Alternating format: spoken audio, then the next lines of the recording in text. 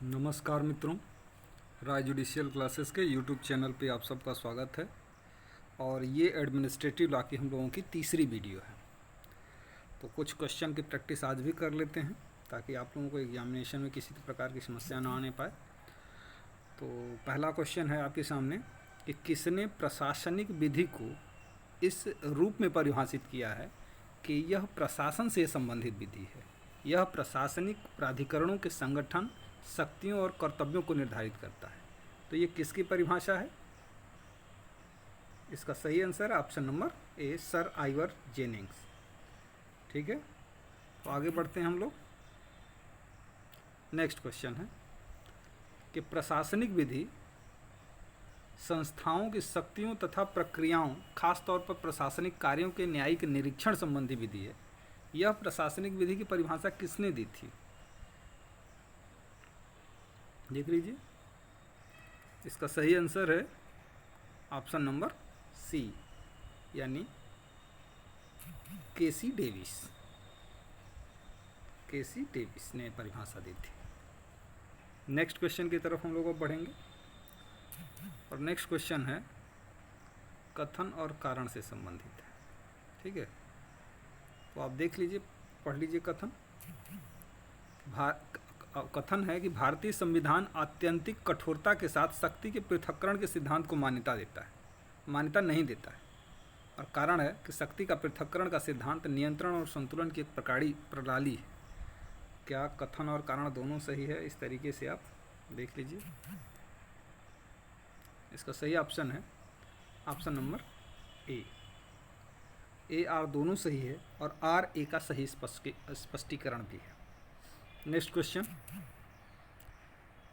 Question है कि प्रशासनिक विधि का संबंध संरचना पर नहीं अपितु कार्यों पर बल देते हुए प्रशासनिक अधिकारियों की शक्तियों के संचालन तथा नियंत्रण से है। यह परिभाषा किसने दी थी? इसका सही आंसर है वेड ने। इसका सही आंसर है वेड ने दी थी ये परिभाषा। ठीक है, तो आगे बढ़ते हैं हम लोग। अगला क्वेश्चन है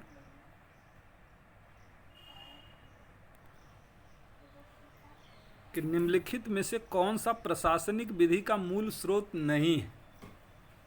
रूढ़ि, प्रत्यायोजित विधायन, राज्यपाल द्वारा प्रख्यापित आदेश, समितियों और आयोगों के प्रतिवेदन।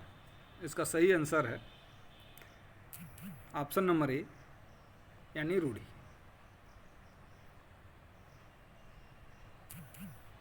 प्रशासनिक विधि का मूल स्रोत रूढ़ि नहीं है। नेक्स्ट क्वेश्चन है कि डाई एडमिनिस्ट्रेटिव को कहा गया है क्या? विधि शासन का अनुपूरक, कि विधि शासन का अनुषांगिक, कि विधि शासन का विरोधी, कि इनमें से कोई नहीं। इसका सही ऑप्शन है ऑप्शन नंबर सी, यानी विधि शासन का विरोधी। डाई एडमिनिस्ट्रेटिव को विधि शासन के विरोधी के रूप में कहा जाता है। Next question, justice and administrative law पुस्तक के रचयिता निम्न में से कौन है? ये पहले भी क्वेश्चन आप लोगों के सामने आ चुका है। जस्टिस एंड एडमिनिस्ट्रेटिव लॉ, इसका सही ऑप्शन आपको दिखाई दे रहा है option number C. Next question, प्रत्यायोजित विधान होता है कार्यपालिका विधान, न्यायिक विधान, विधायी विधान, अर्धन्यायिक विधान। इसका सही आंसर है ऑप्शन नंबर ए, यानी कि कार्यपालिका विधान। प्रत्यायोजित विधान कार्यपालिका का विधान होता है। नेक्स्ट क्वेश्चन, कि प्रशासनिक विधि के स्रोत में कौन नहीं है? न्यायिक निर्णय, अध्यादेश, वाद रिपोर्टर, प्रत्यायोजित विधि। प्रशासनिक विधि का स्रोत इसमें से क्या नहीं है? सही ऑप्शन है ऑप्शन नंबर सी, यानी वाद रिपोर्टर इसका स्रोत नहीं है। नेक्स्ट क्वेश्चन, प्रभाव के आधार पर प्रत्यायोजन विधान को कितने प्रकार के होते हैं? प्रभाव के आधार पर प्रत्यायोजन विधान कितने प्रकार के होते हैं? 1, 2, 3, 4, 2 प्रकार के।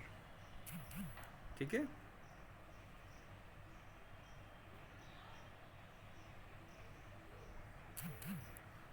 अगला क्वेश्चन है कि विषय वस्तु के आधार पर प्रत्यायोजन विधान होता है। विषय वस्तु के आधार पर, तो विषय वस्तु के आधार पर 3। इससे पहले हम लोगों ने क्या देखा था? प्रभाव के आधार पर। प्रभाव के आधार पर 2 था और विषय वस्तु के आधार पर 3। विषय वस्तु के आधार पर प्रत्यायोजन विधान है अधीनस्थ विधान, सशर्त प्रत्यायोजित विधान कि व्याख्यान विधान। तो इसका सही ऑप्शन है ऑप्शन नंबर डी, यानी कि उपर्युक्त सभी।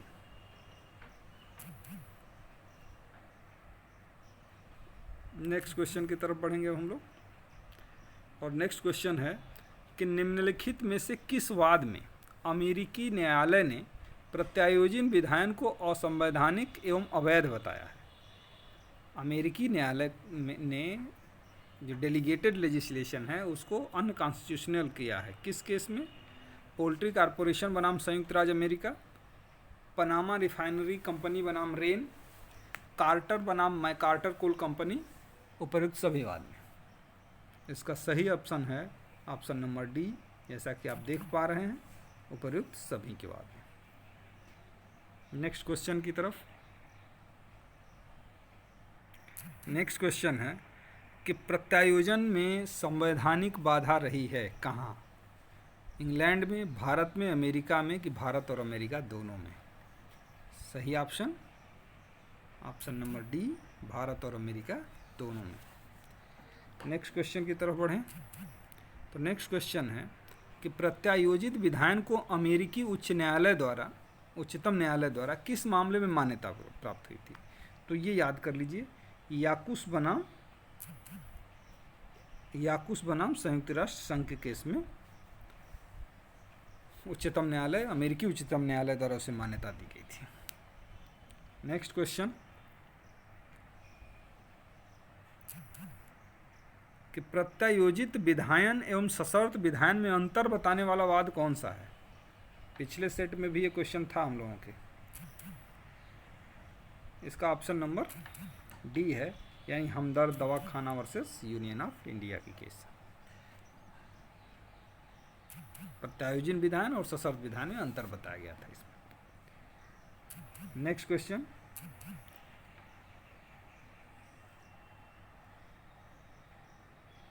उच्चतम न्यायालय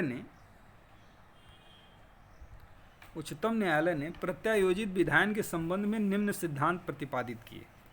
पहला, प्रत्यायोजन विधान की शक्ति पर कोई प्रतिबंध नहीं। प्रत्यायोजन की शक्ति विधायी शक्ति से नहीं जुड़ी है। प्रत्यायोजन की शक्ति विधायी शक्ति से नहीं जुड़ी है। प्रत्यायोजित विधान की शक्ति पर यह प्रतिबंध है कि आवश्यक विधायी शक्ति को प्रत्यायोजित नहीं किया जा सकता, कि उपयुक्त में से कोई नहीं। कौन सा सिद्धांत है? इसका सही ऑप्शन है ऑप्शन नंबर सी, यानी कि प्रत्यायोजन विधान की शक्ति पर यह प्रतिबंध है कि आवश्यक विधायी शक्ति को प्रत्यायोजित नहीं किया जा सकता, यानी कि सारी की सारी शक्तियां प्रत्यायोजित नहीं होंगी। ठीक है। नेक्स्ट क्वेश्चन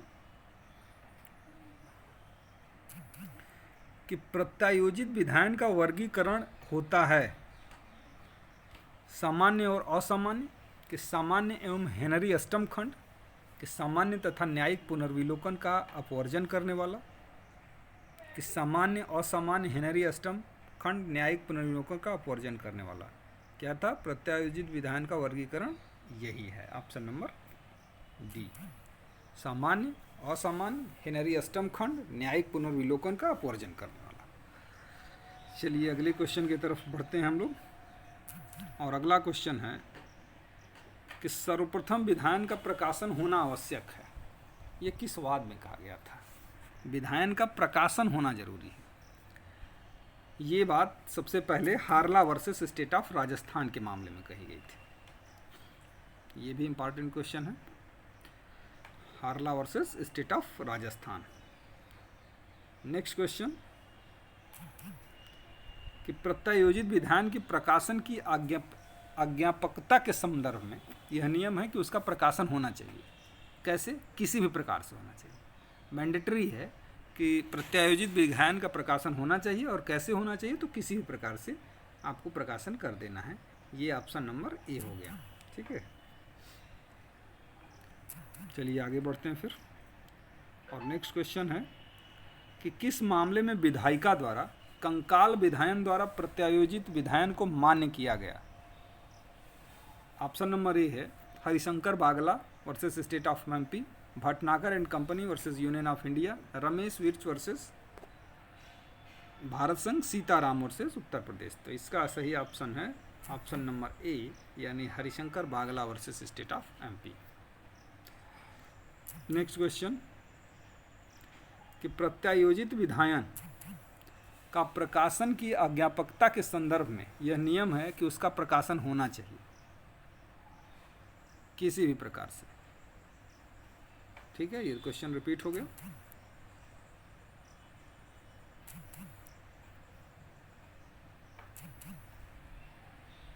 नेक्स्ट क्वेश्चन है कि प्रत्यायोजन विधान से संबंधित वाद भारत संघ बनाम नरेंद्र कुमार, भारत संघ बनाम नरेंद्र कुमार किस संबंध में था? तो इसका है कि प्रकाशन समुचित रीति से होना चाहिए। हारला वाली जो पहली केस थी उसमें कहा गया था प्रकाशन होना चाहिए, प्रकाशन के संबंध में बात थी। कैसे होना चाहिए? तो किसी भी प्रकार से होना चाहिए, मैंडेटरी है, और समुचित रीत से होना चाहिए। ये बात union of India versus Narendra Kumar की केस में कहा गया था। तो ये है आपका आज का प्रैक्टिस सेट। कल मिलेंगे तो हम लोग आगे के क्वेश्चन चर्चा करेंगे। धन्यवाद। और चैनल को अगर आपने अभी तक सब्सक्राइब नहीं किया है तो एक बार आप सब्सक्राइब कर दें। ठीक है, धन्यवाद।